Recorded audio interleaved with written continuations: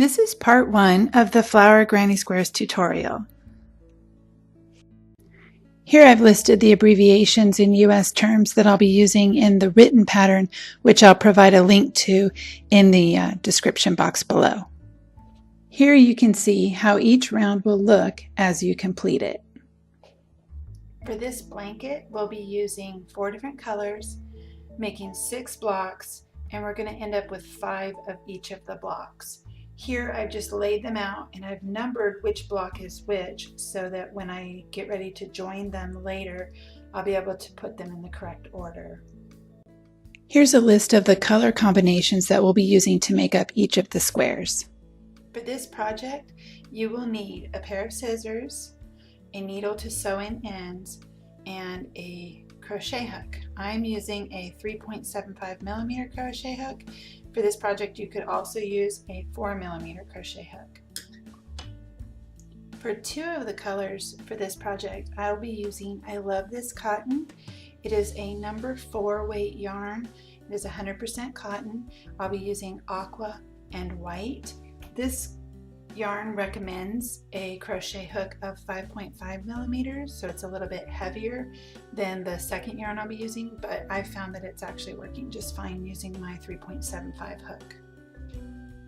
The other yarns I'll be using are Bernat Softy Baby Cotton, and it is a 3 weight yarn, so it's a little bit lighter weight. It's also 60% cotton and 40% acrylic. I'm using Sand. It's the tan color, and Petal is this it's actually a real soft baby pink color.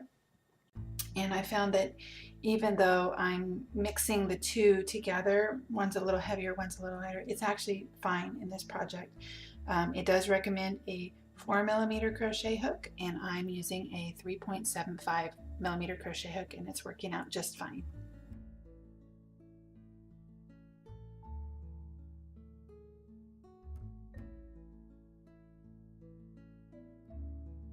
For round 1 and 2, I'm going to make a magic circle, magic ring. I use a knife hold, so I make mine just a little different. I wrap it around my middle finger, chain 1, and then I just start going into the ring to make my singles. So I'm going to make 8 singles into the magic ring. I like it because it just gives me something to hold on to while I'm working. And it feels more natural to me. 1, 2, 3, 4, 5, 6, 7. From here you can, if you want to, you can just wrap it. That'll keeps it a little more secure. Whoops, for 1.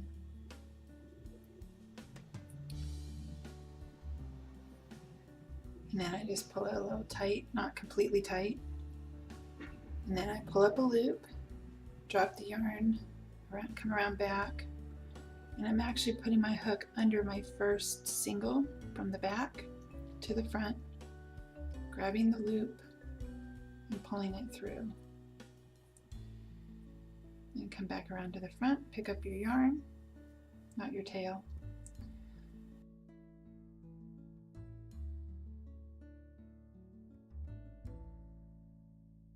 There we go. And you're going to make a standing double in that same first stitch. And I just wrap the yarn around there, put it through, yarn over. Oops, you're supposed to hold on to that. Try one more time. Holding on to the loop with your first finger. If you do a knife hold like I do, you wrap the yarn,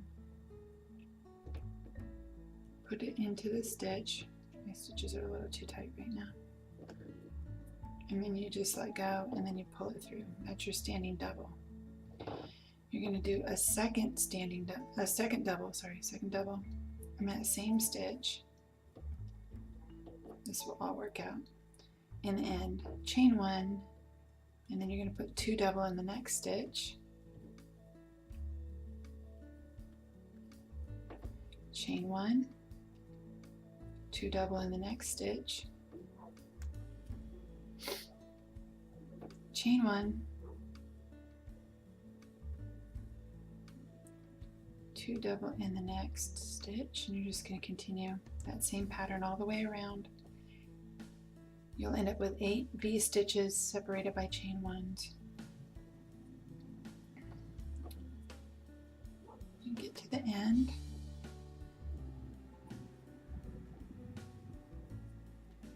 Chain 1, and you've got 1 more set to go. 2, and there's your last one. So what you're going to do now is again, pull up a loop, turn it over, drop the yarn.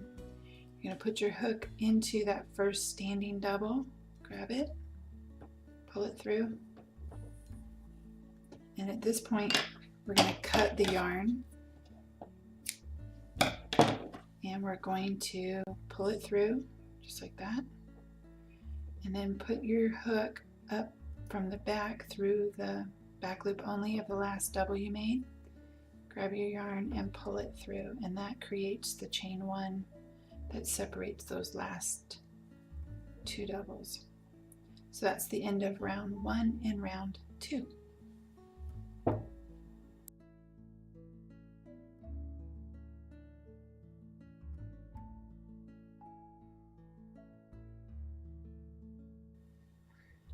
For round 3, we're going to change to color B, and we're going to join color B with a standing double crochet in any chain space. So you can just pick one. The way I like to do it is I hold the yarn at the back, and with my knife hold, I wrap it around twice, insert my hook, keep holding that tail though, don't let go like I just did. The key, you actually got to hold on to it back there. Then you're going to chain or yarn over and pull through 2, and yarn over and pull through 2. So that's just your regular double crochet. You're going to double crochet again in the same space, and I work over the tail to do that. And now I'm going to skip these next 2 stitches, and I'm going to 2 double crochet into that chain space, chain 1, 2 double crochet into that space again.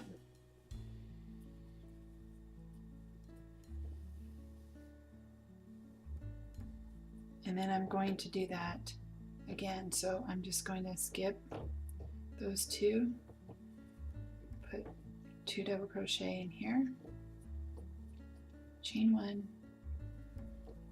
2 double crochet.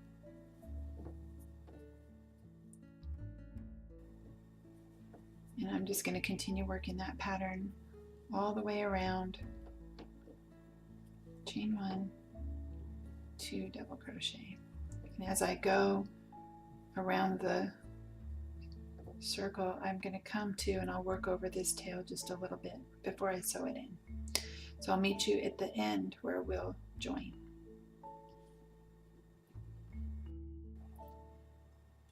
Here we are at the end. So we're going to put in 2 more double crochet into that very first chain space.